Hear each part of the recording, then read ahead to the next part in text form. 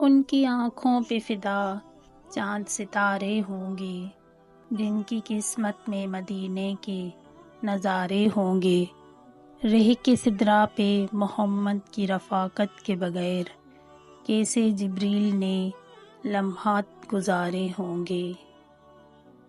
زمزم و کوثر و تسنیم نہیں لکھ سکتا، یہ قلم آپ کی تعظیم نہیں لکھ سکتا۔ شاعری کے کئی دیوان لکھے ہیں لیکن آپ کے نام کی ایک میم نہیں لکھ سکتا۔ تصور میں بسی ہے صورت آپ کی، دیدار کی طلب ہے آپ کی آمد ہو جائے۔ آئے میری زندگی میں بھی وہ حسین شب، اور دیدار چہرہ حبیب رب ہو جائے۔ جنت کے سلطان ہے محمد، منہ بولتے قرآن ہے محمد۔ مانا کہ محمد کی پہچان ہے کلمہ، پر کلمے کی پہچان ہے محمد۔ مجرم ہوں جہاں بھر کا، محشر میں بھرم رکھنا۔ رسوائے زمانہ ہوں دامن میں چھپا لینا۔ مقبول دعا میری محبوب خدا کرنا، جب وقت نزا آئے دیدار عطا کرنا۔ نہ رئیس ہوں نہ امیر ہوں، نہ میں بادشاہ نہ وزیر ہوں۔ در مصطفیٰ ہے میری سلطنت، اسی سلطنت کا فقیر ہوں۔ کسی کا احسان کیوں اٹھائیں، کسی کو حالات کیوں بتائیں۔ تم ہی سے مانگیں گے تم ہی دو گے، تمہارے ہی در سے لو لگی ہے۔ ہر نظر کانپ اٹھے گی محشر کے دن، خوف سے ہر کلیجہ دہل جائے گا۔ مسکراتے ہوئے آپ صلی اللہ علیہ وسلم آ جائیں گے، اور حشر کا سارا نقشہ بدل جائے گا۔ کیا بات ہے فاطمہ تیرے نور عین کی، ملتی نہیں مثال کہیں بھی تیرے حسین کی۔ انسانیت کو ملتی نہیں راہ چین کی، دنیا کو آج بھی ہے ضرورت حسین کی۔ سہانی رات تھی اور پرسکون زمانہ تھا، اثر میں ڈوبا ہوا جذبہ عاشقانہ تھا۔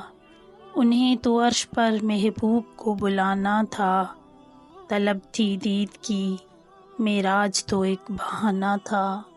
جو نبی کو میرے قبول ہو، وہی کاش میرے اصول ہو۔ وہی صبر ہو وہی گفتگو، وہی سادگی وہی عاجزی ہو۔ تین خوبیاں انسان کو باکمال بنا دیتی ہیں، ٹھنڈا دماغ، میٹھی زبان اور نرم دل۔ اللہ ہم سب کو ان خوبیوں سے نواز دے، آمین۔ اللہ کا ذکر جب ہر شے سے زیادہ ہو جائے اور ہمیشہ اسی بلندی پر برقرار رہے، تب بات بنتی ہے یہ کام بڑی ہمت سے کرنے والا ہے، اس کا اجر اللہ تعالیٰ کی ذات خود ہے۔ ذکر سے آگے صرف اللہ ہے۔ خواہش سے نہیں گرتے پھل جھولی میں، وقت کی شاخ کو میرے دوست ہلانا ہوگا۔ کچھ نہیں ہوگا اندھیروں کو برا کہنے سے، اپنے حصے کا دیا خود ہی جلانا ہوگا۔ جب نیت کچھ اور ہو اور عمل کچھ اور ہو تو پھر قسمت کبھی نہیں بدلتی۔ ہم لوگ اپنی نیت لوگوں سے چھپا سکتے ہیں، اس سے نہیں جس نے ہم کو بنایا ہے۔ دیمک زدہ کتاب تھی یادوں کی زندگی، ہر ورق کھولنے کی خواہش میں پھٹ گیا۔ پرندہ خشک جھیلوں سے یہی اب کہہ گیا آخر، مجھے مجبور ہجرت پر میرے حالات کرتے ہیں۔